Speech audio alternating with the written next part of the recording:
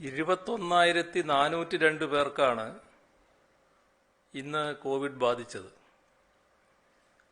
പരിശോധനകൾ 86,505 എണ്ണമാണ് നടന്നത്. മരണമടഞ്ഞത് 87 പേരാണ്. ആകെ ചികിത്സയിലുള്ളവർ 3,62,315 ഇന്നത്തെ ഒരു പ്രത്യേകത 99,651 പേർ രോഗമുക്തരായി. ഇപ്പോൾ സംസ്ഥാനത്ത് കർക്കശമായ ലോക്ക്ഡൌൺ നിയന്ത്രണങ്ങളാണ് തുടരുന്നത്. തിരുവനന്തപുരം, എറണാകുളം, തൃശൂർ, മലപ്പുറം ജില്ലകളിൽ വളരെ വിജയകരമായ രീതിയിലാണ് ലോക്ക്ഡൌൺ നടപ്പിലാക്കി വരുന്നത്. ജനങ്ങൾ പൂർണ്ണ സഹകരണത്തിലാണ്. വളരെ കുറച്ചുപേർ മാത്രമാണ് നിരത്തിലിറങ്ങിയിട്ടുള്ളത്. കോവിഡ് ബാധിതരും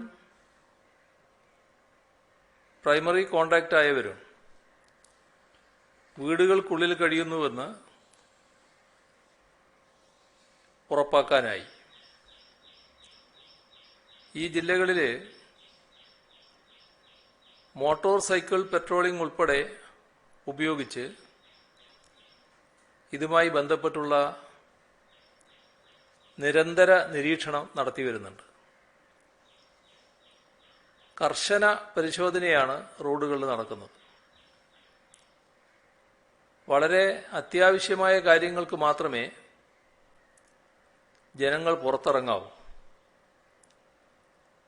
ചുരുക്കം ചിലർക്ക് വ്യക്തിപരമായ അസൗകര്യങ്ങൾ ഉണ്ടെങ്കിലും പൊതുവെ എല്ലാവരും ഇതുമായി സഹകരിക്കുകയാണ്. കോവിഡിനെതിരെ പോരാടാനുള്ള ജനങ്ങളുടെ നിശ്ചയദാർഢ്യമാണ് ഇത് കാണിക്കുന്നത്. സംസ്ഥാനത്തെ രോഗവ്യാപനത്തിന്റെ കാര്യത്തിൽ അല്പം ശുഭകരമായ സൂചനകൾ കാണാൻ സാധിക്കുന്നുണ്ട്. മെയ് 1 മുതൽ 8 വരെ നോക്കിയാൽ ഒരു ദിവസം ശരാശരി 37,144 കേസുകളാണ് ഉണ്ടായിരുന്നത്. എന്നാൽ ലോക്ക്ഡൌൺ തുടങ്ങിയതിന് ശേഷമുള്ള ആഴ്ചയിൽ അത് 35,919 കുറഞ്ഞിട്ടുണ്ട്. ആ ഘട്ടത്തിൽ 8 ജില്ലകളിൽ 10 മുതൽ 30% വരെ കുറവ് രേഖപ്പെടുത്തി. ഏറ്റവും കൂടുതൽ കുറവുണ്ടായത് വയനാട് ജില്ലയിലാണ്. പത്തനംതിട്ട രോഗവ്യാപനത്തിന്റെ നില സ്ഥായിയായി തുടരുകയാണ്. എന്നാൽ കൊല്ലം, മലപ്പുറം, തിരുവനന്തപുരം, പാലക്കാട് ജില്ലകളിൽ കേസുകൾ കൂടുന്നതായാണ് കാണുന്നത്. കൊല്ലം ജില്ലയിൽ 23% വർധനവാണ് ഉണ്ടായിരിക്കുന്നത്. പക്ഷേ സംസ്ഥാനത്ത് പൊതുവിൽ ആക്റ്റീവ് കേസുകളിൽ നേരിയ കുറവുണ്ടായിരിക്കുന്നത് ആശ്വാസകരമായ കാര്യമാണ്. 4,45,000 വരെ എത്തിയ ആക്റ്റീവ് കേസുകൾ 3,62,315 കുറഞ്ഞിരിക്കുന്നു. ലോക്ക്ഡൌണിന് മുൻപ് നടപ്പിലാക്കിയ വാരാന്ത്യ നിയന്ത്രണങ്ങളുടെയും രാത്രി കർഫ്യൂവിന്റെയും പൊതുവെയുള്ള ജാഗ്രതയുടെയും ഗുണഫലമാണ് ഇത് എന്ന് വേണം അനുമാനിക്കാൻ. ഒരു ദിവസം കണ്ടെത്തുന്ന രോഗവ്യാപനം ആ ദിവസത്തിന് 1 മുതൽ 1.5 ആഴ്ച വരെ മുൻപ് ബാധിച്ചതായതിനാൽ ലോക്ക്ഡൗൺ എത്രമാത്രം ഫലപ്രദമാണെന്ന് ഇനിയുള്ള ദിവസങ്ങളിലേ അറിയാൻ പോകുന്നുള്ളൂ. ഇപ്പോൾ കാണുന്ന ഈ മാറ്റം ലോക്ക്ഡൗൺ ഗുണകരമായി മാറിയേക്കാമെന്ന് തന്നെയാണ് സൂചിപ്പിക്കുന്നത്. ജനങ്ങൾ പ്രദർശിപ്പിച്ച കർശനമായ ജാഗ്രത ഗുണകരമാകും എന്ന് തന്നെ പ്രതീക്ഷിക്കാം. അതുകൊണ്ട് ലോക്ക്ഡൗണിൻ്റെ തുറന്നുള്ള ദിവസങ്ങൾ കൂടെ ഈ ജാഗ്രത തുറന്നുകൊണ്ട് നമുക്ക് മുന്നോട്ട് പോകാം. നമ്മുടെ ആരോഗ്യ സംവിധാനങ്ങളുടെ കാര്യക്ഷമതയ്ക്ക് അപ്പുറത്തേക്ക് രോഗവ്യാപനം ശക്തമാകാതിരിക്കണം. അതിന് ഈ ലോക്ക്ഡൗൺ വിജയിക്കേണ്ടത് അനിവാര്യമാണ്. ഇന്ന് അവലോകന യോഗം നിലവിലുള്ള സ്ഥിതി വിലയിരുത്തി. ടെസ്റ്റ് പോസിറ്റിവിറ്റി റേറ്റ് കുറഞ്ഞു വരുന്നത് ആശ്വാസകരമാണ്. രോഗവ്യാപനത്തിൻ്റെ ഉച്ചസ്ഥായി കടന്നുപോയി എന്ന അനുമാനത്തിലാണ് വിദഗ്ധർ. എന്നാൽ അത് ജാഗ്രത കൈവിടാനുള്ള പച്ചക്കൊടിയല്ല. ഓക്സിജൻ മൂവ്മെന്റ് നന്നായി നടക്കുന്നു. വല്ലാർപാടത്ത് വന്ന ഓക്സിജൻ എക്സ്പ്രസിലെ ഓക്സിജൻ സംഭരണ കേന്ദ്രങ്ങളിലേക്ക് മാറ്റിയിട്ടുണ്ട്. ഗർഭിണികൾക്കും മുലയൂട്ടുന്ന അമ്മമാർക്കും നിലവിൽ വാക്സിൻ നൽകുന്നില്ല. അവരിൽ വാക്സിൻ പരീക്ഷണം പൂർത്തിയാക്കുന്നതായിരുന്നു കാരണം. ഇപ്പോൾ അത് പൂർത്തിയായിട്ടുണ്ട്. അവർക്ക് വാക്സിൻ നൽകുന്നതിൽ കുഴപ്പമില്ല എന്നാണ് വിദഗ്ധർ അഭിപ്രായപ്പെടുന്നത്. ഇന്ത്യയിൽ നാഷണൽ ടെക്നിക്കൽ അഡ്വൈസറി ഗ്രൂപ്പും നീതി ആയോഗും കേന്ദ്ര സർക്കാരിന് ഇത് സംബന്ധിച്ച് ശുപാർശ നൽകിയിട്ടുണ്ട്. അതിനാൽ വാക്സിൻ നൽകാൻ അനുമതി ചോദിച്ച് ICMR-മായി ബന്ധപ്പെടും. കോവിഡ് കാരണം ഗർഭകാല പരിശോധന കൃത്യമായി നടക്കാത്ത സ്ഥിതിയുണ്ട്. രക്തത്തിലെ ഗ്ലൂക്കോസ്, രക്തസമ്മർദ്ദം എന്നിവ വാർഡ് സമിതിയിലെ ആശാവർക്കർമാരെ ഉപയോഗിച്ച് പരിശോധിക്കും. വാക്സിനുള്ള ആഗോള ടെൻഡർ നടപടികൾ ആരംഭിക്കുകയാണ്. ടെൻഡർ നോട്ടിഫിക്കേഷൻ ഇന്ന് തന്നെ ഇറങ്ങും. 3 കോടി ഡോസ് വാക്സിൻ വിപണിയിൽ നിന്ന് കണ്ടെത്താനാണ് ശ്രമിക്കുന്നത്.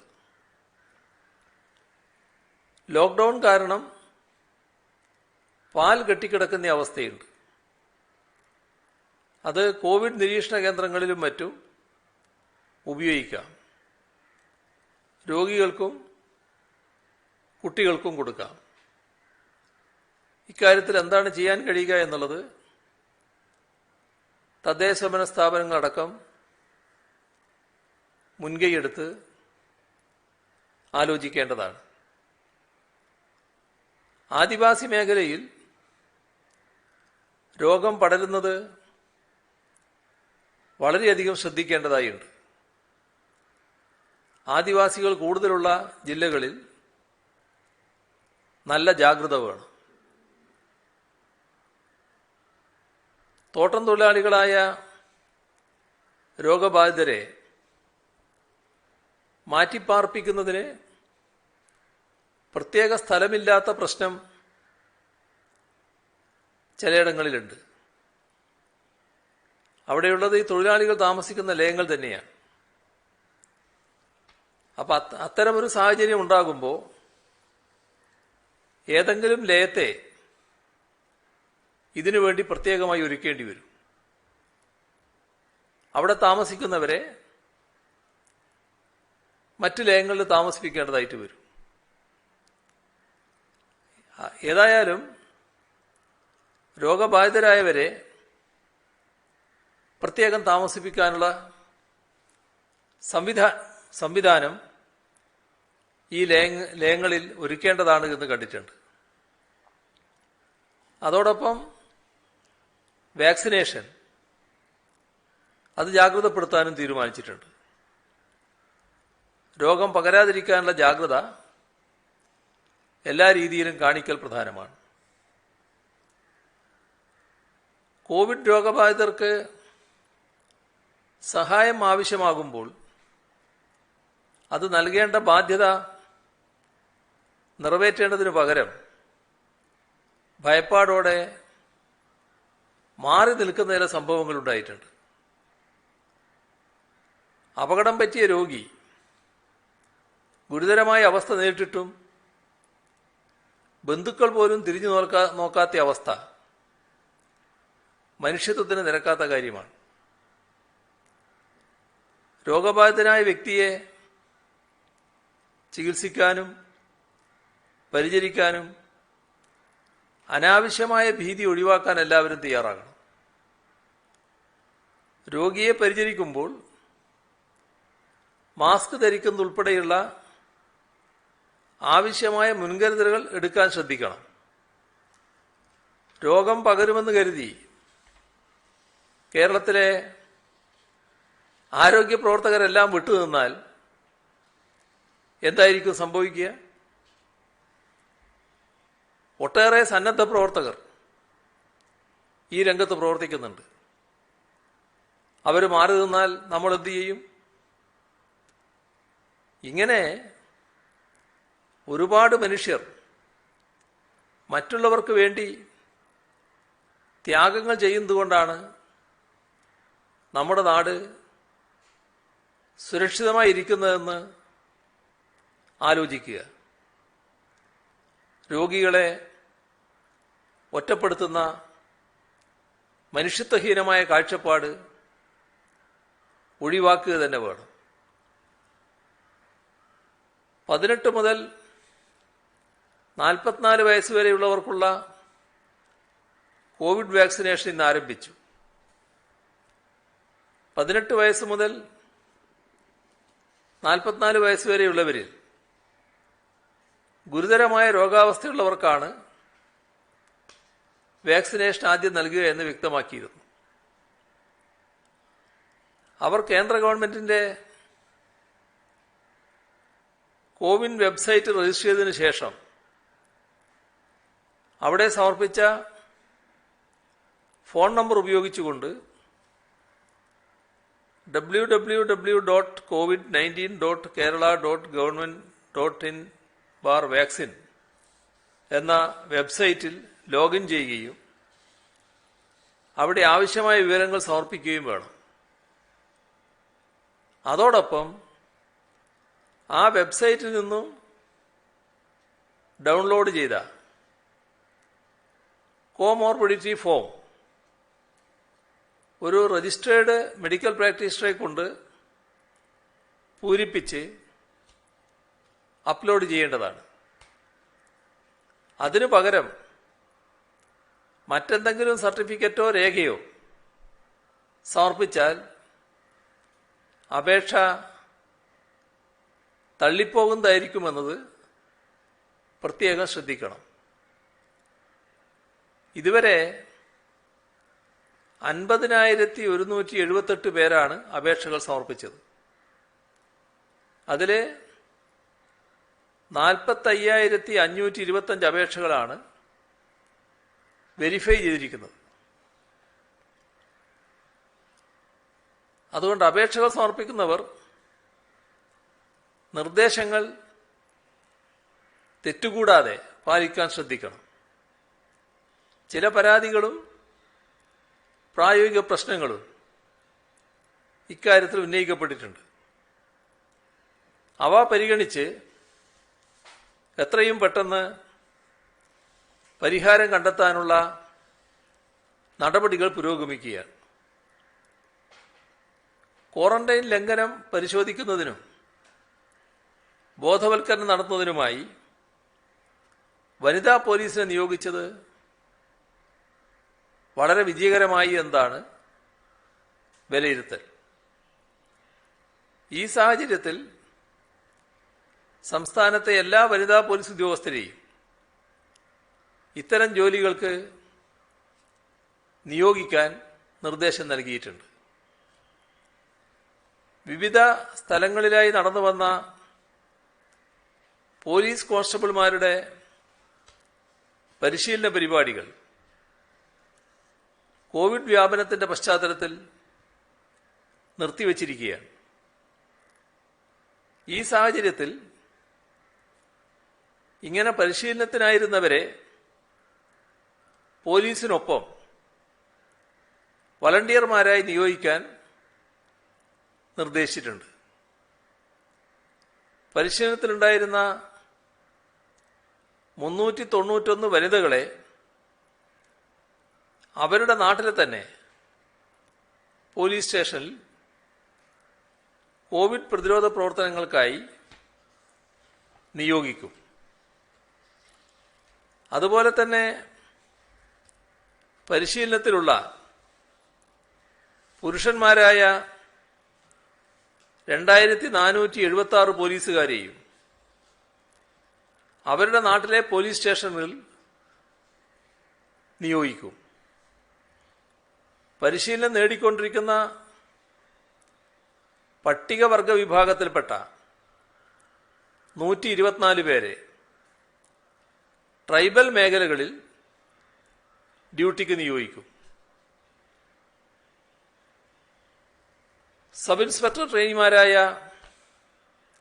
167 പേർ ഇപ്പോൾ തന്നെ വിവിധ സ്ഥലങ്ങളിൽ വളണ്ടിയർമാരായി ജോലി നോക്കുന്നുണ്ട്. കണ്ടെയ്ൻമെന്റ് സോണിൽ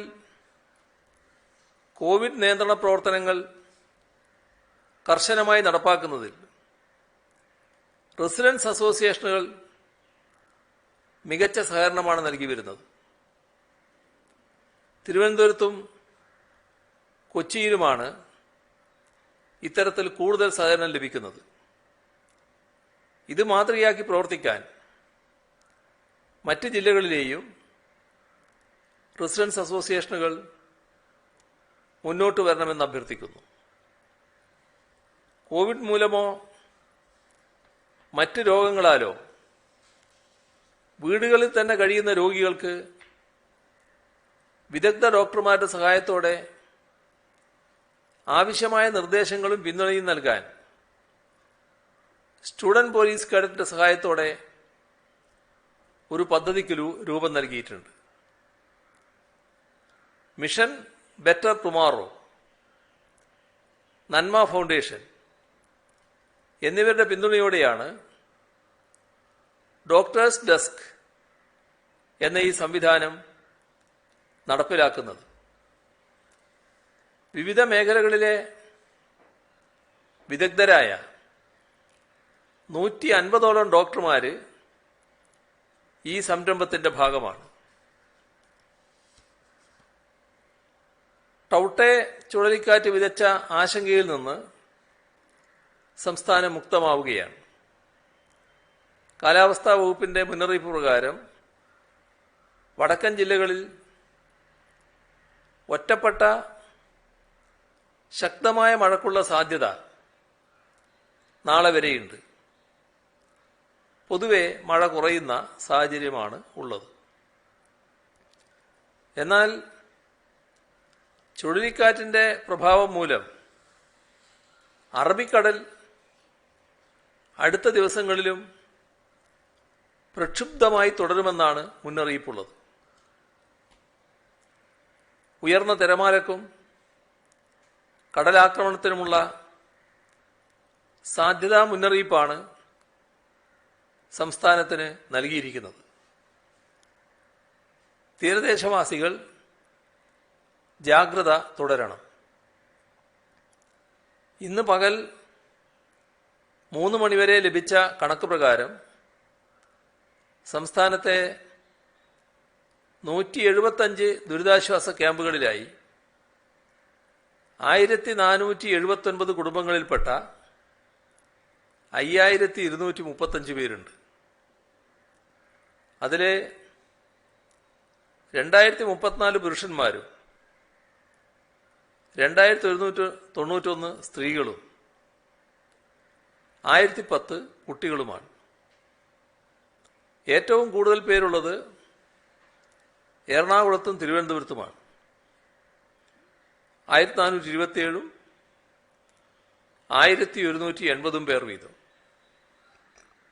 മെയ് 12 മുതൽ ഇന്ന് വരെ സംസ്ഥാനത്ത് മഴക്കെടുതിയിൽ തിരുവനന്തപുരത്തും കോഴിക്കോട്ടും 2 പേർ വീതവും, ആലപ്പുഴ, എറണാകുളം, ഇടുക്കി എന്നിവിടങ്ങളിൽ ഓരോ പേരും ഉൾപ്പെടെ 7 പേർ മരണമടഞ്ഞു.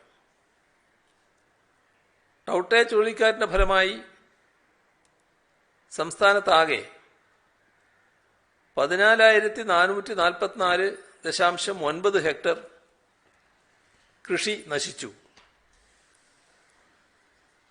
310.3 കിലോമീറ്റർ LSGD റോഡുകൾ തകർന്നു. 34 അംഗൻവാടികൾ, 10 സ്കൂളുകൾ, 11 പ്രാഥമികാരോഗ്യ കേന്ദ്രങ്ങൾ എന്നിവയ്ക്ക് നാശനഷ്ടം സംഭവിച്ചിട്ടുണ്ട്. സംസ്ഥാനത്താകെ 1464 വീടുകൾ ഭാഗികമായും 68 എണ്ണം പൂർണ്ണമായും മഴക്കെടുതിയിൽ തകർന്നിട്ടുമുണ്ട്. ഇതോടൊപ്പം വ്യക്തമാക്കാനൊരു കാര്യം പുതിയ മന്ത്രിസഭയുടെ സത്യപ്രതിജ്ഞയുമായി ബന്ധപ്പെട്ട കാര്യമാണ്. പുതിയ മന്ത്രിസഭയുടെ സത്യപ്രതിജ്ഞ 20-ാം തീയതി ശനിയാഴ്ച പകൽ 3:30 മണിക്കാണ് നടക്കുക. തിരുവനന്തപുരം സെൻട്രൽ സ്റ്റേഡിയത്തിൽ ഒരുക്കുന്ന പൊതുവേദിയിൽ വെച്ചായിരിക്കും മുഖ്യമന്ത്രിയും മന്ത്രിമാരും ബഹുമാനപ്പെട്ട കേരള ഗവർണർ ശ്രീ ആരിഫ് മുഹമ്മദ് ഖാന്റെ മുൻപാകെ സത്യപ്രതിജ്ഞ ചൊല്ലി അധികാരമേൽക്കുക. ജനാധിപത്യത്തിൽ ജനങ്ങളാൽ തെരഞ്ഞെടുക്കപ്പെട്ടവരുടെ സത്യപ്രതിജ്ഞ അവരെ തെരഞ്ഞെടുത്ത ജനങ്ങളുടെ മധ്യത്തിൽ ജനങ്ങളുടെ ആഘോഷത്തിമിർപ്പിനിടയിൽ തന്നെയാണ് സാധാരണഗതിയിൽ നടക്കേണ്ടത്. അതാണ് ജനാധിപത്യത്തിലെ കീഴ്വഴക്കവും.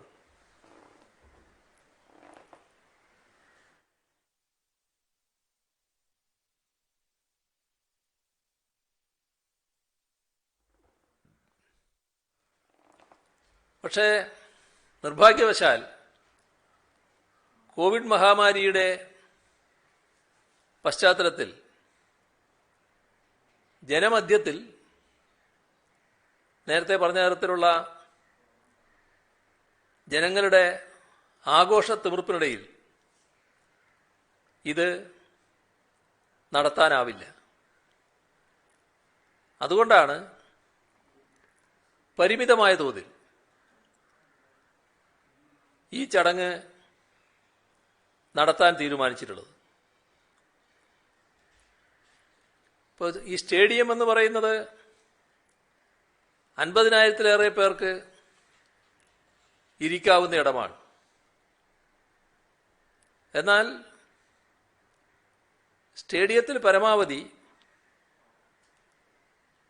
500 പേരുടെ സാന്നിധ്യമാണ് ഇക്കുറി സത്യപ്രതിജ്ഞാ ചടങ്ങിന്റെ ഭാഗമായി ഉണ്ടാവുക. കഴിഞ്ഞ 5 കൊല്ലം മുൻപ് ഇതേ വേദിയിൽ 40,000-ത്തിലധികം പേരുടെ സാന്നിധ്യത്തിൽ നടത്തിയ പരിപാടിയാണ് ഇന്നത്തെ പ്രത്യേക സാഹചര്യം കണക്കിലെടുത്ത് ഈ രീതിയിൽ ചുരുക്കുന്നത്.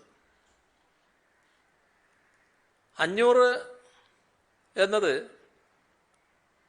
ഇത്തരമൊരു കാര്യത്തിന് വലിയ സംഖ്യയല്ല എന്ന് കാണാൻ കഴിയും. ഇപ്പോൾ 140 നിയമസഭാ സാമാജികരുണ്ട്, 29 എംപിമാരുണ്ട്. സാധാരണഗതിയിൽ നിയമസഭാംഗങ്ങൾ ഉൾക്കൊള്ളുന്ന പാർലമെന്ററി പാർട്ടിയാണ് ഇതിനകത്തുള്ള കാര്യങ്ങൾ തീരുമാനിക്കുന്നത് തന്നെ. അപ്പോൾ അവരെ ഒഴിവാക്കുന്നത് ജനാധിപത്യത്തിൽ ഉചിതമായ കാര്യമല്ല. ജനാധിപത്യ വ്യവസ്ഥയുടെ അടിത്തൂണുകളാണ് ലെജിസ്ലേച്ചർ, എക്സിക്യൂട്ടീവ്, ജുഡീഷ്യറി. ഇവിടെ ജനാധിപത്യത്തെ മാനിക്കുന്ന ഒരാൾക്കും ഇവ മൂന്നിനെയും ഒഴിവാക്കാൻ കഴിയുന്നതല്ല. നേരത്തെ 20 എന്ന് പറഞ്ഞപ്പോൾ, 20-ാം തീയതി എന്ന് പറഞ്ഞപ്പോൾ അതിൻ്റെ കൂടെ ശനി എന്ന് പറഞ്ഞു എന്ന് പറയുന്നുണ്ട്. യഥാർത്ഥത്തിൽ 20 വ്യാഴമാണ്. അത് വ്യാഴം എന്ന് തന്നെ കണക്കാക്കേണ്ടതാണ്.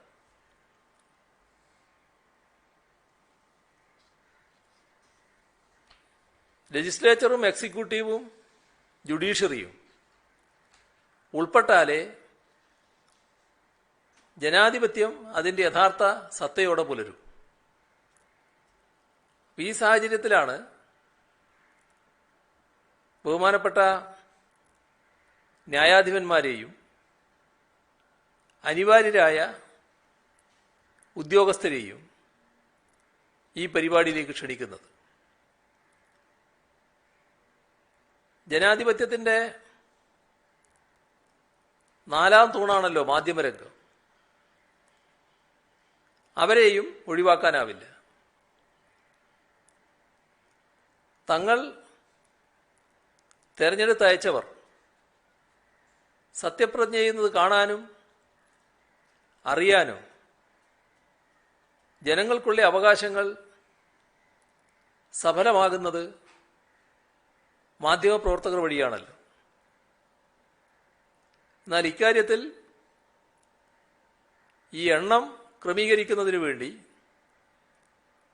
മാധ്യമപ്രവർത്തകരും പങ്കാളിത്തം ക്രമീകരിക്കാൻ തീരുമാനിച്ചിരിക്കുകയാണ്. അപ്പോൾ ഇതെല്ലാം കൂടിയാണ് 500. ഇത് 3 കോടിയോളം ജനങ്ങളുടെ ഭാഗതയെ നിർണയിക്കുന്ന പ്രാരംഭഘട്ടത്തിലെ ചടങ്ങിൽ അധികമല്ല എന്ന് തന്നെയാണ് കാണാൻ നമുക്ക് സാധിക്കുക. ഇന്നത്തേതൊരു അസാധാരണ സാഹചര്യമാണ്. ആ അസാധാരണ സാഹചര്യത്തിൽ അസാധാരണ നടപടി നമുക്ക് സ്വീകരിക്കേണ്ടി വരും. അതുകൊണ്ടാണ് സംഖ്യ ഇങ്ങനെ ചുരുക്കിയിട്ടുള്ളത്. അത് ഉൾക്കൊള്ളാതെ മറ്റൊരു വിധത്തിൽ ഈ കാര്യം അവതരിപ്പിക്കാൻ ആരും തയ്യാറാകരുത് എന്നാണ് അഭ്യർത്ഥിക്കാനുള്ളത്. യഥാർത്ഥ വസ്തുത മനസ്സിലാക്കണമെന്നാണ് എല്ലാവരോടും അഭ്യർത്ഥിക്കാനുള്ളത്. 21 മന്ത്രിമാരുണ്ട്. ഗവർണർ, ചീഫ് സെക്രട്ടറി, രാജ്ഭവനിലെയും സെക്രട്ടേറിയറ്റിലെയും ഒഴിച്ചു നിർത്താനാവാത്തതും സത്യപ്രതിജ്ഞാ ചടങ്ങിൽ പങ്കുള്ളതുമായ ഉദ്യോഗസ്ഥർ, ഇവരെല്ലാം ഉണ്ടാവണം. അവരാകെ ഇത്രയും ആളുകൾ ഒന്നിച്ചൊരിടത്ത് തിങ്ങിക്കൂടുന്നതിനേക്കാളും നല്ലതാണ് നല്ല രീതിയിൽ കോവിഡ് പ്രോട്ടോകോൾ പാലിച്ച് ശാരീരിക അകലം പാലിച്ച് ഇത്തരമൊരു ചടങ്ങ് നടത്തുന്നത്. അതെല്ലാം കണക്കിലെടുത്താണ് പരിപാടി സ്റ്റേഡിയത്തിലാക്കിയത്. അപ്പോൾ സ്റ്റേഡിയം എന്ന് കേൾക്കുമ്പോൾ തന്നെ ജനസമുദ്രം എന്നാണ് ചിലരുടെ മനസ്സിലുണ്ടാവുക. അതല്ല ഇവിടെ ഉദ്ദേശിക്കുന്നത്. ഒരു തുറസായ സ്ഥലം ഈ കോവിഡ് കാലത്ത് പ്രധാനമാണ്. സാമൂഹ്യ അകലം നല്ല രീതിയിൽ പാലിക്കണം. നല്ല തോതിൽ വായു സഞ്ചാരം.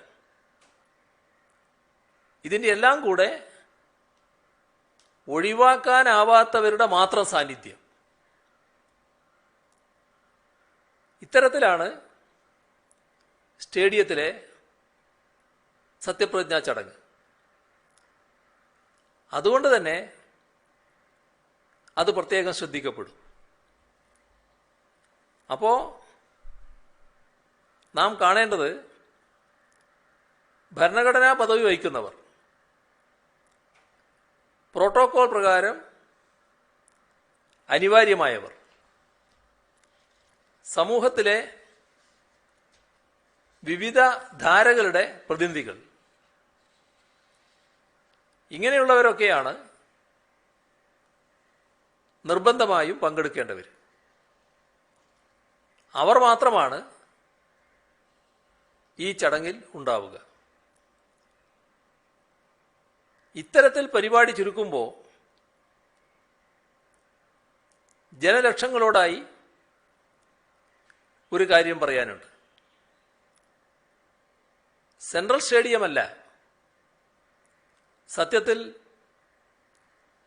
ഞങ്ങളെ സംബന്ധിച്ചിടത്തോളം കേരള ജനതയിലെ ഓരോരുത്തരുടെയും മനസ്സാണ് സത്യപ്രതിജ്ഞാ വേദി. കോവിഡ് പ്രോട്ടോകോൾ പാലിക്കാൻ നാം എല്ലാവരും ബാധ്യസ്ഥരാണ്. അതുകൊണ്ടാണ് ജനങ്ങളുടെ അതിവിപുലമായ സാന്നിധ്യത്തെ നിയന്ത്രിച്ചു നിർത്തേണ്ടി വരുന്നത്. ഈ പരിമിതി ഇല്ലായിരുന്നുവെങ്കിൽ കേരളമാകെ സെൻട്രൽ സ്റ്റേഡിയത്തിലേക്ക് ഇരമ്പിയെത്തുമായിരുന്നുവെന്ന് ഞങ്ങൾക്കറിയാം. ഇടതുപക്ഷ ജനാധിപത്യ മുന്നണിക്ക് ചരിത്ര വിജയം സമ്മാനിച്ചുകൊണ്ട് ഈ രണ്ടാം ഊഴം ചരിത്രത്തിൽ ആദ്യമെന്ന വണ്ണം സാധ്യമാക്കിയവരാണ് നിങ്ങൾ. തുടങ്ങിവെച്ചതും ഏറെ മുന്നോട്ട് കൊണ്ടുപോയതുമായ ക്ഷേമ വികസന നടപടികൾ ആവേശപൂർവം തുടരണമെന്ന് വിധി എഴുതിയവരാണ് നിങ്ങൾ. നിങ്ങൾ ഓരോരുത്തരും ഞങ്ങളുടെ മനസ്സുകളിലുണ്ട്. അതിനപ്പുറമല്ലല്ലോ ഒരു സ്റ്റേഡിയവും. കോവിഡ് മഹാമാരി മൂലം നിയുക്ത ജനപ്രതിനിധികൾക്ക് ജനങ്ങളുടെ ഇടയിലേക്ക് തിരിച്ചു എന്ന് നന്ദി പറയാൻ പോലും കഴിഞ്ഞിട്ടില്ല. ജനങ്ങൾക്കാവട്ടെ ഇവിടേക്ക് വരുന്നതിന് മഹാമാരി മൂലം തടസ്സമുണ്ടാവുകയും ചെയ്തു. ഈ സാഹചര്യത്തിൻ്റെ പ്രത്യേകത മൂലം വരാൻ ആഗ്രഹിച്ചിട്ടും വരാൻ കഴിയാത്ത ജനതയെ ഹൃദയപൂർവ്വം അഭിവാദ്യം ചെയ്യുന്നു. ജനങ്ങൾ തെരഞ്ഞെടുത്ത ജനകീയ മന്ത്രിസഭ അധികാരമേൽക്കുമ്പോൾ അത് അതിഗംഭീരമായി തന്നെ ആഘോഷിക്കാൻ ജനങ്ങൾക്ക് അവകാശമുണ്ട്. ആ അവകാശത്തെ ആരും തടയില്ല. ഈ മഹാമാരി മാറും. അധികം വൈകാതെ അതിൻ്റെ തീവ്രത കുറയും. അത് കുറയുന്ന മുറക്ക് രണ്ടാം ഊഴത്തിൻ്റെ ആവേശവും ആഹ്ലാദവും നാം ഒരുമിച്ച് നിന്ന് ആഘോഷിക്കുക തന്നെ ചെയ്യും. രോഗാതുരതയുടെ കാർമേഘമെല്ലാം അകന്നു പോവുകയും സുഖസന്തോഷങ്ങളുടെ സൂര്യപ്രകാശം തെളിയുകയും ചെയ്യും. ആ നല്ല കാലത്തിൻ്റെ പുലർച്ചയ്ക്ക് വേണ്ടി നാം ചെയ്യുന്ന വിട്ടുവീഴ്ചകളാണ് ഇന്നത്തെ അസൗകര്യങ്ങൾ. സത്യപ്രതിജ്ഞ അല്പം ഒന്ന് വൈകിച്ചതുപോലും ജനാഭിലാഷം പൂർണ്ണമായും പ്രതിഫലിക്കുന്ന വിധത്തിലുള്ള സത്യപ്രതിജ്ഞാ ചടങ്ങിന് അവസരമുണ്ടാകുമോ എന്ന് നോക്കാനാണ്.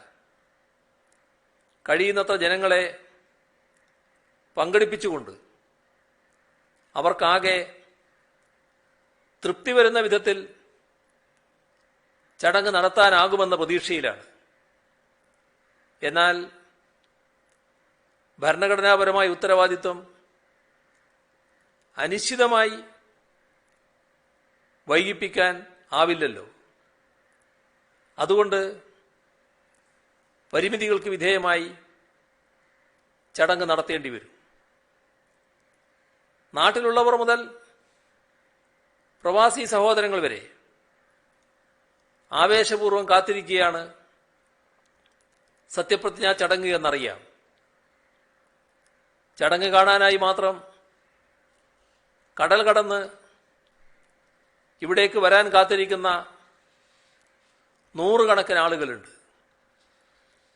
ശാരീരിക വൈഷമ്യങ്ങളും രോഗാവസ്ഥയും പോലും മറന്ന് കേരളത്തിന് തന്നെ വിദൂര ദിക്കുകളിൽ നിന്ന് തിരുവനന്തപുരത്തേക്ക് എത്താൻ നിശ്ചയിച്ചവരുമുണ്ട്. അവരൊക്കെ അവരുടെ ജയമായി തന്നെയാണ് ഇതിനെ കാണുന്നത്. അവരുടെയൊക്കെ ആത്മാർത്ഥമായ സ്നേഹത്തിന് വാക്കുകൾ കൊണ്ട് നന്ദി പറഞ്ഞ് തീർക്കാനാവില്ല. നേരിട്ട് വന്ന് പങ്കെടുത്ത പോലെ കരുതണമെന്നും ദൃശ്യമാധ്യമങ്ങളിലൂടെ സത്യപ്രതിജ്ഞാ ചടങ്ങ് കാണണമെന്നും അങ്ങനെ കാണുമ്പോഴും നേരിട്ട് കണ്ടതായി തന്നെ കരുതണമെന്നും അഭ്യർത്ഥിക്കട്ടെ.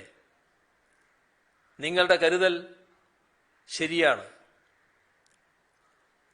LDF സർക്കാരിൻ്റെ ഭരണത്തുടർച്ചയിൽ അകമഴിഞ്ഞാഹ്ലാദിക്കുന്ന വലിയ വിഭാഗം നാട്ടിലും പുറത്തുമുണ്ട്. രക്തസാക്ഷി കുടുംബങ്ങൾ മുതൽ ഈ വിജയം ഉറപ്പിക്കാനായി നിസ്വാർത്ഥമായി അഹോരാത്രം പണിപ്പെട്ടവർ വരെ.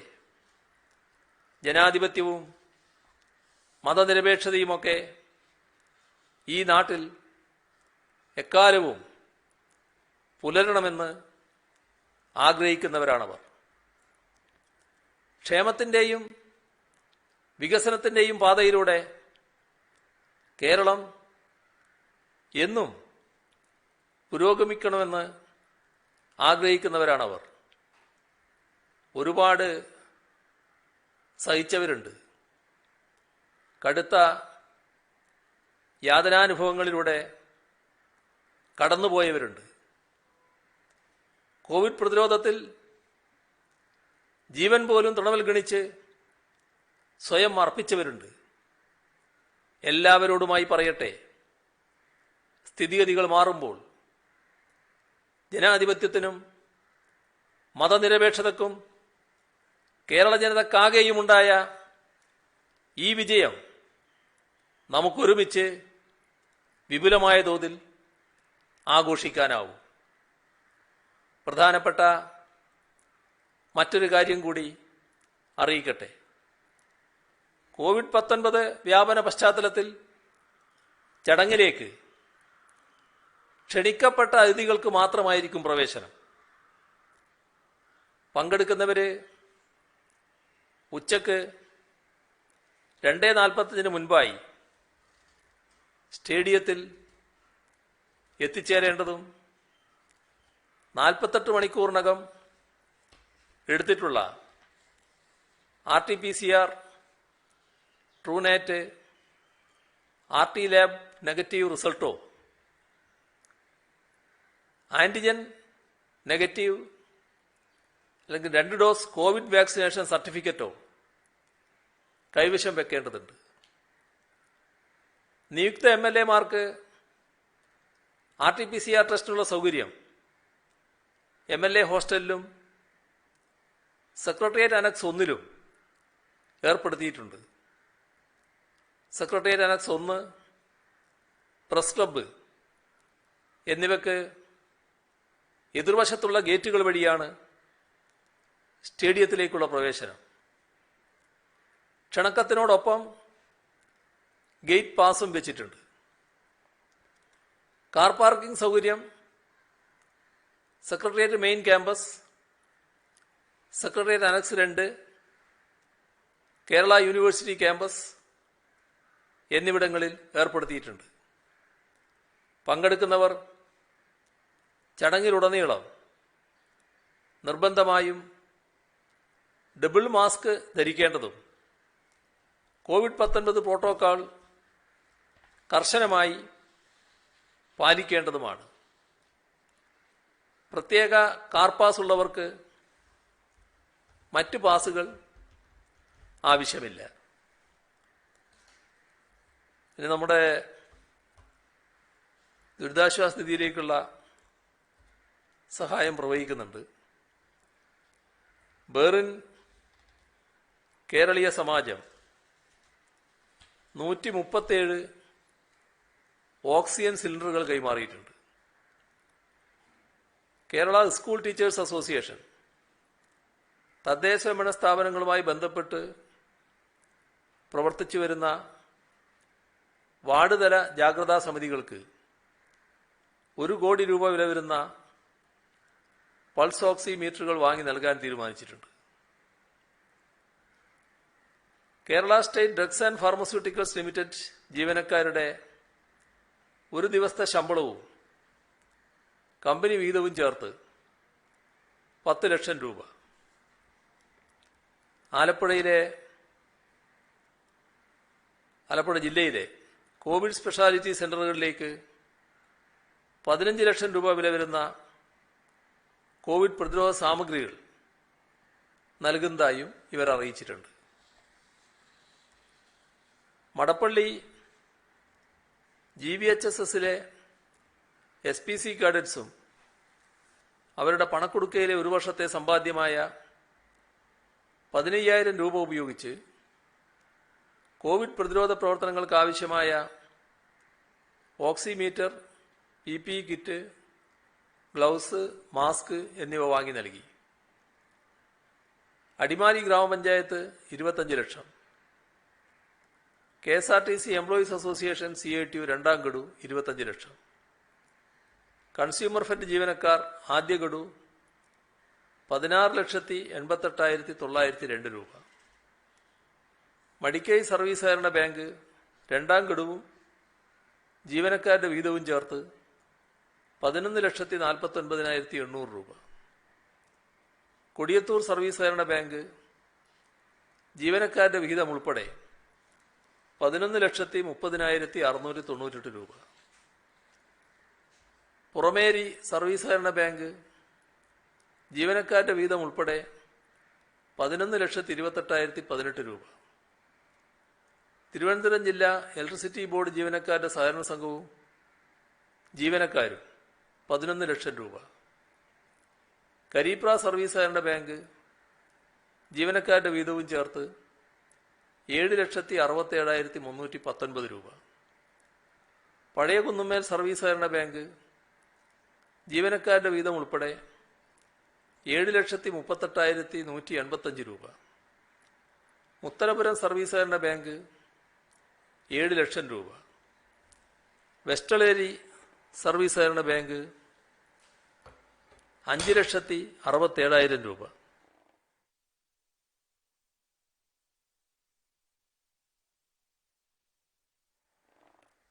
മാത്തിൽ സർവീസ് സഹകരണ ബാങ്ക് ജീവനക്കാരുടെ വീതം ഉൾപ്പെടെ 5,60,000 രൂപ.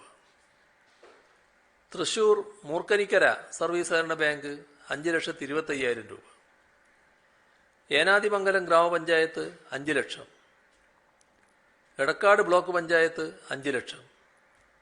Kerala government junior public health nurses and supervisors union nurses ദിനാചരണത്തിന്റെ ഭാഗമായി ശേഖരിച്ച 4 ലക്ഷം.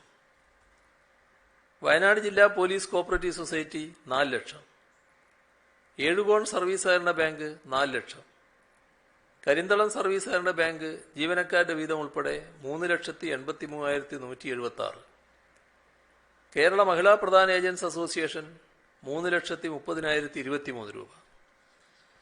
കുളക്കട സർവീസ് സഹകരണ ബാങ്ക് 3,25,251. ഇടുക്കി മണക്കാട് സർവീസ് സഹകരണ ബാങ്ക് ജീവനക്കാരുടെ വീതവും ചേർത്ത് 3,25,875. വ്യാപാരി വ്യവസായ സമിതി കണ്ണൂർ ജില്ലാ committee 2,82,000. Muvattupuzha Hanna rock products 2,50,000. Koduvally government higher secondary school അധ്യാപകർ ശമ്പളത്തിൽ നിന്നും 2,48,900. വെണ്ടാർ സർവീസ് സഹകരണ ബാങ്ക് 2,10,000. മുലക്കുളം സർവീസ് സഹകരണ ബാങ്ക് 2 ലക്ഷം. തൃശൂർ ഗവൺമെന്റ് എഞ്ചിനീയറിംഗ് കോളേജിലെ SFI യൂണിറ്റ് 1,81,030. കണ്ണൂർ നോർത്ത് ഉപജില്ലാ വിദ്യാഭ്യാസ ഓഫീസ് ജീവനക്കാർ 1,10,000. കൊയിലാണ്ടി കാവുംവട്ടം UP സ്കൂളിലെ മുഴുവൻ അധ്യാപകരും ചേർന്ന് 1,07,448. പെരിങ്ങോം സർവീസ് സഹകരണ ബാങ്ക് പ്രസിഡന്റും സെക്രട്ടറിയും മറ്റ് ജീവനക്കാരും ചേർന്ന് 1,06,900. കോഴിക്കോട് സാംസ്കാരിക വേദി അംഗങ്ങൾ 1,04,000. MV ശ്രേയാസ് കുമാർ MP ഒരു മാസത്തെ ശമ്പളം 1 ലക്ഷം. ഇരിട്ടി കീഴൂർ വാഴുന്നവേഴ്സ് UP സ്കൂൾ ജീവനക്കാർ 1 ലക്ഷം. ഡിവൈൻ സോഫ്റ്റ്വെയർ സൊല്യൂഷൻസ് ഉടമ ഡോക്ടർ ഷാജു ചാക്കോ 1 ലക്ഷം. CPIM Kayyur local committee party അംഗങ്ങളിൽ നിന്ന് സമാഹരിച്ച് 1 ലക്ഷം. KGNA എറണാകുളം ജില്ലാ പ്രസിഡന്റ് മോളി സിസ്റ്റർ 1 ലക്ഷം. കേരളത്തിലെ ഫിസിയോതെറാപ്പി വിദ്യാർത്ഥികളുടെ കൂട്ടായ്മ ഫിസിയോ സ്റ്റുഡൻസ് കേരള 89,140.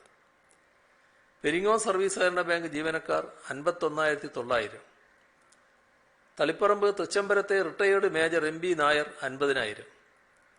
തളിപ്പറമ്പ് തന്നെ കൂവോട്ടെ PP Unni 50,000. KPCC working president professor KV Thomas 75ാം ജന്മദിനാഘോഷങ്ങൾ ഒഴിവാക്കി 50,000 രൂപ ദുരിതാശ്വാസ നിധിയിലേക്ക് കൈമാറി.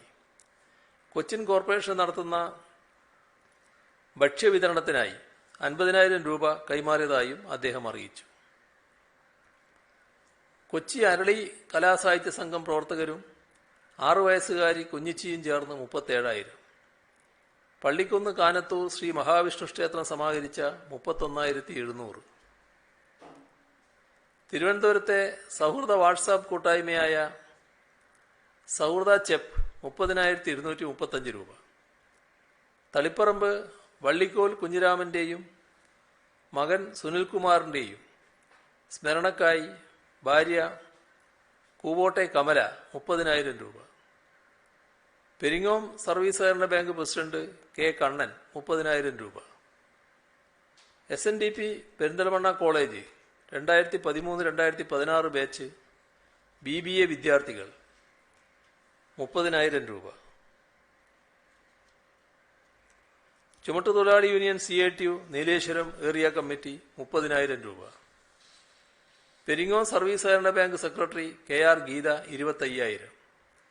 LDF മുൻ കൺവീനർ MM ലോറൻസ് 25,000.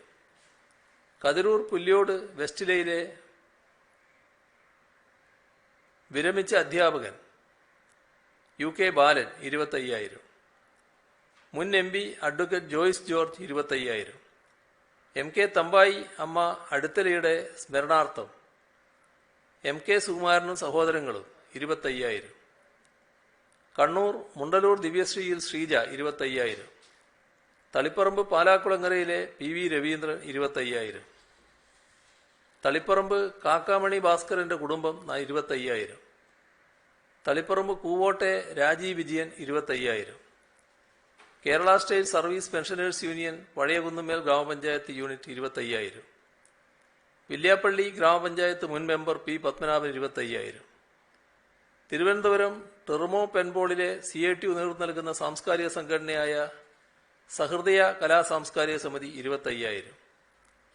സ്വാതന്ത്ര്യസമര സേനാനിയും ആദ്യകാല കമ്മ്യൂണിസ്റ്റ് നേതാവുമായിരുന്ന ICP നമ്പൂതിരിയുടെ മകൾ IM സുമ ഒരു മാസത്തെ പെൻഷൻ 25,000 രൂപ.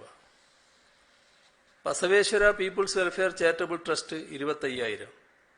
മാവിലായിലെ MB ഗംഗാധരൻ ഒരു മാസത്തെ മിലിറ്ററി പെൻഷൻ തുക 22,847. Morazha government high school 91 SLC batch 22,750. Taliparamba കൂവോട്ടെ കുന്നൂൽ വിജയൻ 20,000. തളിപ്പറമ്പ് പാലാക്കുളങ്ങരയിലെ വിരമിച്ച അധ്യാപകൻ വിജയകുമാറും ഭാര്യ ഗീതയും 20,000. യുവ സംരംഭകനും പിഗ്നസ് മാസ്ക് ഉടമയുമായ മുഹമ്മദ് ഷമീം ഈ വർഷത്തെ മാസ്ക് വിൽപ്പനയിൽ നിന്നും ലഭിക്കുന്ന ലാഭവിഹിതത്തിന്റെ 50% ദുരിതാശ്വാസ നിധിയിലേക്ക് കൈമാറും. ആദ്യ ഗഡുവായി 20,000 രൂപ നൽകി. പന്തക്കപ്പാറയിലെ KP ചന്ദ്രൻ വാഹന അപകട ഇൻഷുറൻസ് ക്ലെയിം കിട്ടിയതിൽ നിന്ന് 20,000. കണ്ണൂർ പെർളശ്ശേരി ക്ഷേത്രം Devaswom employees union 15,000. Pala general ആശുപത്രിയിലെ ജീവനക്കാരി സിനി തിരുമേനി 15,000. ചേലക്കരയിലെ താനിക്കൽ പ്രഭാകരൻ മകൻ സുജിത്ത് TP 15,000. കാസർഗോഡ് ജില്ലാ കബഡി ലൈഫ് 24 വാട്സപ്പ് കൂട്ടായ്മ 13,870.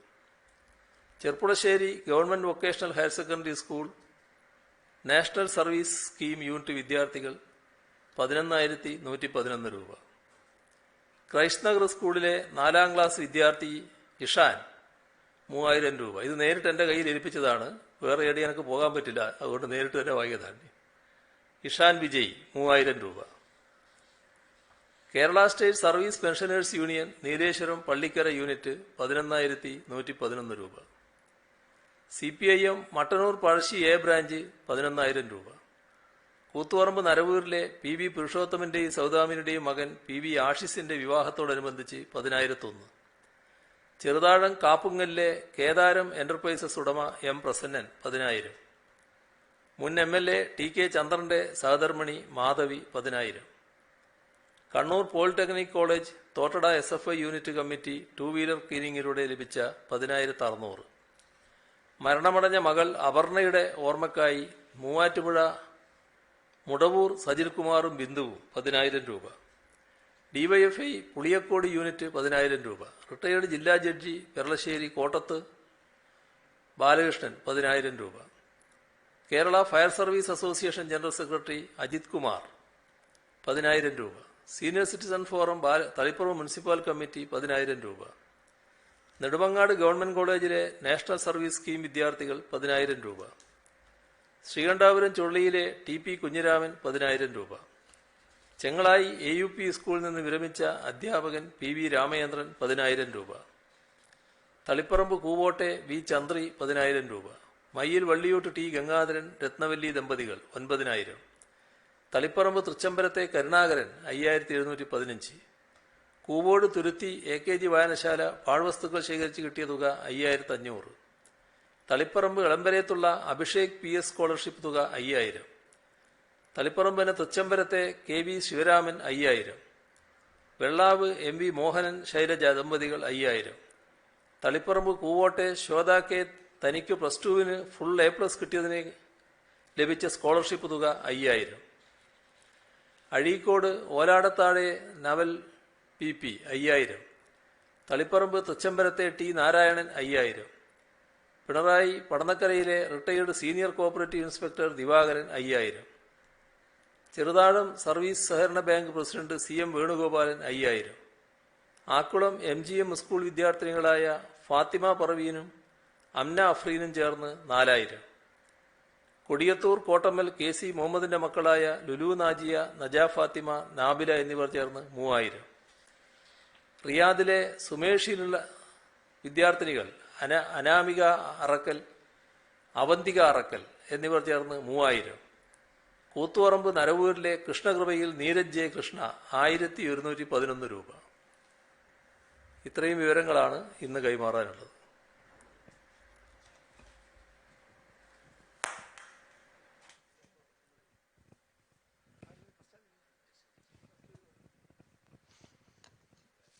CM, ഈ കോവിഡ് പ്രതിരോധ പ്രവർത്തനങ്ങൾക്ക് സജീവമായി ഇടപെടുന്നവരല്ല കുടുംബശ്രീ പ്രവർത്തകർ. അവർക്ക് ട്രിപ്പിൾ ലോക്ക്ഡൌൺ നടക്കുന്ന ജില്ലകളിൽ അവരെ പോലീസ് തടയുന്നതായിട്ടൊരു പരാതി ഉണ്ട്. അപ്പം തിരിച്ചറിയൽ കാർഡുള്ള അവർക്കും കൂടെ ഒരു അനുമതി കൊടുക്കേണ്ടതല്ലേ? ഒരു നിർദ്ദേശം കൊടുക്കുമോ? അങ്ങനെ പൊതുവായിട്ട് കൊടുക്കാൻ കഴിയില്ല. കോവിഡ് പ്രതിരോധ പ്രവർത്തനങ്ങളിൽ ഇടപെട്ടവരാണെങ്കിൽ അവരതിന്റെ ഭാഗമായി തന്നെ ഒഴിവിലുണ്ടാവും. അതിന് പ്രത്യേക നിർദ്ദേശത്തിന്റെ ആവശ്യം വരുന്നില്ല. CM, ഡെത്ത് പ്രോട്ടോകോളില് ഒരു കാലാനുസൃതമായ മാറ്റം വരുത്തേണ്ടതല്ലേ? കാരണം ഇപ്പോൾ പലപ്പോഴും ഈ 80ഓളം മരണങ്ങൾ ഒരു ദിവസം സംസ്ഥാനത്ത് നടക്കുന്നുണ്ട്. പലയിടങ്ങളിലും ശരിയായ രീതിയിലുള്ള ആദരവോടുകൂടി ഒരു സംസ്കാരം പലയിടങ്ങളിലും ആളുകൾക്ക് ലഭിക്കാത്ത ഒരു സാഹചര്യമുണ്ട്. ചില സന്നദ്ധ പ്രവർത്തകരൊക്കെ മാത്രം വന്ന് അവരെ അടക്കം ചെയ്യേണ്ട ഒരു സാഹചര്യമാണുള്ളത്. പലപ്പോഴും ഇപ്പോൾ ആരോഗ്യ വിദഗ്ധർ തന്നെ ചൂണ്ടിക്കാണിക്കുന്നുണ്ട് കാരണമില്ലാത്ത ഒരു ഭയം ഈ മരണങ്ങളോട് ഉണ്ട് എന്നുള്ളത്. പ്രത്യേകിച്ചും ഒരിക്കലും ഒരു മൃതദേഹത്തിൽ നിന്ന് കോവിഡ് പകരുന്ന ഒരു സാഹചര്യമില്ല. എങ്കിൽ പോലും ബന്ധുക്കൾക്കൊക്കെ വളരെ അടുത്തു നിന്ന് കാണാനോ മറ്റോ കഴിയാത്ത ഒരു സാഹചര്യമാണ് നിലവിലുള്ളത്. അതൊരു പൊതുവായ ആവശ്യമായി വന്നിട്ടുണ്ട്. ആരോഗ്യ വിദഗ്ധരുമായി പ്രശ്നം പരിശോധിക്കുന്നുണ്ട്. അടുത്ത് തന്നെ അതുമായി ബന്ധപ്പെട്ട് വ്യക്തതയാർന്ന തീരുമാനമുണ്ടാകും. വായ്പകളുടെ മൊറട്ടോറിയം പ്രഖ്യാപിക്കാൻ എന്തെങ്കിലും നടപടി ഉണ്ടാകുമോ? കാരണം പല തരത്തിലുള്ള വായ്പകൾ ഇപ്പോൾ തിരിച്ചടയ്ക്കാൻ പറ്റാത്ത പ്രതിസന്ധിയുണ്ട്. മറ്റൊന്ന്, ഈ മാധ്യമ പ്രവർത്തകർക്ക് വാക്സിന് മുൻഗണന നൽകുമെന്ന് പറഞ്ഞിരുന്നു. ചില ജില്ലകളിലൊക്കെ നടപ്പായി. പക്ഷേ അതൊരു ഉത്തരവായി ഇറങ്ങാത്തതുകൊണ്ട് പല ജില്ലകളിലും അത് നടക്കുന്നില്ലെന്ന് ആശങ്കയുണ്ട്, പരാതിയുണ്ട്. അല്ല, ഈ മൊറട്ടോറിയത്തിന്റെ കാര്യം നമ്മുടെ ലെവലിൽ നടക്കാൻ പറ്റുന്നത് നമ്മൾ ചിലത് പറഞ്ഞു കഴിഞ്ഞല്ലോ. ബാക്കി ചില കാര്യങ്ങളിൽ ബാങ്കുകളുടെ കാര്യത്തിൽ പൊതുവെ ഉണ്ടാകേണ്ടതുണ്ട്. അതാണ് കേന്ദ്ര ഗവൺമെന്റ് ശ്രദ്ധയിൽപ്പെടുത്തുമെന്ന് കഴിഞ്ഞ ദിവസം പറഞ്ഞത്. അതിന്റെ ശ്രമങ്ങൾ നമുക്ക് തുടരാം. മാധ്യമപ്രവർത്തകര് മുൻഗണനാ വിഭാഗത്തിൽ തന്നെയാണുള്ളത്. ഈ മാധ്യമപ്രവർത്തകരുടെ അന്തർജില്ലാ യാത്ര കഴിഞ്ഞ ദിവസം അങ്ങോട്ട് ചോദിച്ചപ്പോൾ ചെറിയൊരു കൺഫ്യൂഷൻ ഉണ്ടായി. അത് സ്വന്തം സ്ഥാപനത്തിന്റെ ഐഡന്റിറ്റി കാർഡ് തന്നെ മതി എന്നുള്ള രീതിയിൽ അങ്ങനെ ഒരു തീരുമാനം വന്നിട്ട് പോലീസിന് അങ്ങനെ ഒരു നിർദ്ദേശം വന്നു തോന്നുന്നു. അതുപോലെ CM? അല്ല, അത് സാധാരണ നിലക്ക് ഇങ്ങനെ ഒരു അന്തർജില്ലാ യാത്ര നടത്തേണ്ട ആൾക്കാർ ഒരു സമ്മതം വാങ്ങുന്നതിന് വേറെ പ്രശ്നങ്ങൾ അതിനകത്തില്ല. പാസ് ഉദാരമായി തന്നെ നൽകുന്ന നിലയാണുള്ളത്. അപ്പൊ അങ്ങനെ ഒരു പ്രശ്നമുണ്ടെങ്കിൽ ആ പാസ് വാങ്ങുന്നത് കൊണ്ട് വേറെ വിഷമമൊന്നും ഉണ്ടാകാനില്ല എന്നാണ് ഞാൻ കഴിഞ്ഞ ദിവസം സൂചിപ്പിച്ചത്. അവിടെ തന്നെയാണ് ഞാൻ നിൽക്കുന്നത്. CM, സത്യപ്രതിജ്ഞാ ചടങ്ങിൽ 500 പേരെ ഉൾപ്പെടുത്തുന്നതിന്റെ ഒരു സാഹചര്യം CM പറഞ്ഞു. പക്ഷേ എങ്കിൽ പോലും ഇപ്പോൾ സോഷ്യൽ മീഡിയയിലൊക്കെ ഒരു ആക്ഷേപം വരുന്നുണ്ട്. അതായത് വീട്ടിലിരിക്കുന്നവർ പോലും അത്രയ്ക്ക് സൂക്ഷിച്ചിരിക്കണം, ഒരുമിച്ചിരുന്ന് ഭക്ഷണം കഴിക്കാൻ പോലും പാടില്ല എന്ന് പറഞ്ഞ മുഖ്യമന്ത്രി തന്നെ ഇപ്പോൾ കോവിഡ് പ്രോട്ടോകോൾ ലംഘിക്കുന്നു എന്നൊരു ആക്ഷേപം സോഷ്യൽ മീഡിയയിൽ വരുന്നുണ്ട്. ഇന്ന് തന്നെ LDFന്റെ വിജയാഘോഷം, LDF യോഗത്തിന് ശേഷം കേക്ക് മുറിച്ചതൊക്കെ സോഷ്യൽ മീഡിയയിൽ ആക്ഷേപമായിട്ട് വരുന്നുണ്ട്. കോവിഡ് മാനദണ്ഡങ്ങൾ പാലിക്കാതെയാണ് ഈ നേതാക്കളൊക്കെ ഈ ആഘോഷങ്ങളിൽ പങ്കെടുക്കുന്നതെന്ന്. എന്താണ് അതിനൊരു മറുപടി? അത് ഒരു ആഘോഷവും പാടില്ല എന്ന് ചിന്തിക്കുന്ന മാനസികാവസ്ഥക്കാരുണ്ട്. നമ്മളും ആഘോഷം പാടില്ല എന്നുള്ളത് തന്നെയാണ് നിൽക്കുന്നത്. ആഘോഷം പരമാവധി ഒഴിവാക്കുക എന്നുള്ളത് തന്നെയാണ് ഇപ്പം ചെയ്തു വരുന്നത്. ഈ ആഘോഷം നടത്തണമെന്ന് വീർപ്പുമുട്ടിയിരിക്കുന്നവരാണ് കേരളത്തിലെ ജനങ്ങൾ. അത് നടത്താനാവാത്തതിന്റെ ഭാഗമായിട്ടുള്ള ഒരു വിഷമത്തിലുമാണ്. എന്തുകൊണ്ടാണത്? കോവിഡ് മാനദണ്ഡങ്ങൾ തന്നെയാണ് കാരണം. നമ്മുടെ ഈ സമൂഹത്തിന്റെ കരുതലിന്റെ ഭാഗമായിട്ട് തന്നെയാണത്. ആ കരുതൽ നമ്മൾ സ്വീകരിച്ചു പോവുക തന്നെയാണ്. അതിൻ്റെ അകത്തൊരു കുറവും ഉണ്ടാകരുത് എന്ന് തന്നെയാണ് കാണുന്നത്. ഇപ്പൊ ഞാൻ പറഞ്ഞല്ലോ, ഈ കോവിഡിന്റെ ഘട്ടത്തിൽ ഒരു തരത്തിലുമുള്ള മാനദണ്ഡ ലംഘനം ഉണ്ടാകരുത് എന്നുള്ളത് കൊണ്ടാണ് ഇത്രയും വിപുലമായ സൗകര്യം ഒരുക്കിയിട്ടുള്ളത്. വളരെ വിസ്തരിച്ചാണല്ലോ ആളുകൾ ഇരിക്കുക. ശാരീരിക അകലം കൃത്യമായി പാലിച്ചു പോകും. ഒരിടത്തും ഒരു തിരക്കും അനുഭവപ്പെടില്ല. കൃത്യമായി ആളുകൾക്ക് വന്നു പോകാനുള്ള സൗകര്യങ്ങളാണ് അവിടെ ഉണ്ടാകുക. അങ്ങനെയാണ് ഈ പറയുന്ന മിനിമം നമ്പറിൽ ഒതുക്കുന്നത്. അതുകൊണ്ടാണ് ആവർത്തിച്ച് അഭ്യർത്ഥിക്കുന്നത്, നിങ്ങൾ പലരും ഇതിന് വരണം എന്ന് ആഗ്രഹിക്കുന്നുണ്ടെങ്കിലും വരാതിരിക്കണം എന്ന് തന്നെ അഭ്യർത്ഥിക്കുന്നതും അതുകൊണ്ട് തന്നെയാണ്. അല്ലെങ്കിൽ എത്ര ആളുകളാണ് വന്ന് പങ്കെടുക്കുക? അങ്ങനെ ആളുകൾ പങ്കെടുക്കരുതെന്ന് തന്നെയാണ് ചിന്തിക്കുന്നത്. അപ്പോൾ അത്തരം ഉദ്ദേശം തന്നെയാണ് ഞങ്ങൾക്കും ഉള്ളത്. പക്ഷേ ഇതൊരു ചരിത്ര വിജയമാണ്. ആ ചരിത്ര വിജയത്തിന്റെ ഭാഗമായുള്ള ഒരു സത്യപ്രതിജ്ഞാ ചടങ്ങ് അത് എക്കാലത്തും ഓർമ്മിക്കത്തക്ക രീതിയിലുള്ള ഒന്ന് തന്നെയാവണം. അത് ആഘോഷപൂർവ്വമല്ല, പക്ഷേ അതിൻ്റെ ദൃശ്യത്തിലൂടെ എല്ലാവരും അത് ശരിയായ രീതിയിൽ ആസ്വദിക്കാനാവണം. ആ മട്ടിലുള്ള ഈ കരുതലോടെയുള്ള ഒരു രംഗമാണ് ഒരുക്കുന്നത്. അതാണ് വസ്തുത. മന്ത്രിസ്ഥാന വിഭജനം ഇന്നിപ്പോൾ പൂർത്തിയായിട്ടുണ്ട്. 21 മന്ത്രിമാരുണ്ടാവും എന്ന് LDF കൺവീനർ പറയുകയും ചെയ്തു. CP അടക്കമുള്ള പാർട്ടികൾ പുതുമുഖങ്ങളെ കൊണ്ടുവരാൻ വേണ്ടി ആലോചിക്കുന്നത്. നമുക്ക് പറയാൻ വേണ്ടി CM അവകാശം ഒരു സ്വാതന്ത്ര്യം തന്നിരുന്നു. നമ്മൾ പറയാവുന്ന പരമാവധി പറഞ്ഞു. ഇപ്പൊ നാളെ മന്ത്രിസഭ തീരുമാനിക്കുമ്പോൾ പുതുമുഖങ്ങൾ ഉണ്ടാവുമോ CPM-ന്റെ മന്ത്രിമാർ? ഏകദേശം നാളത്തോടുകൂടി നിങ്ങളുടെ ഈ ഭാവനയൊക്കെ അന്ത്യമാകുന്നതാണ് തോന്നുന്നത്. നോക്കാം, നാളെ വരെ നമുക്ക് കാത്തു നിൽക്കാം. ബാക്കി നമുക്ക് പിന്നീടാകാം. സദാ നല്ലത്.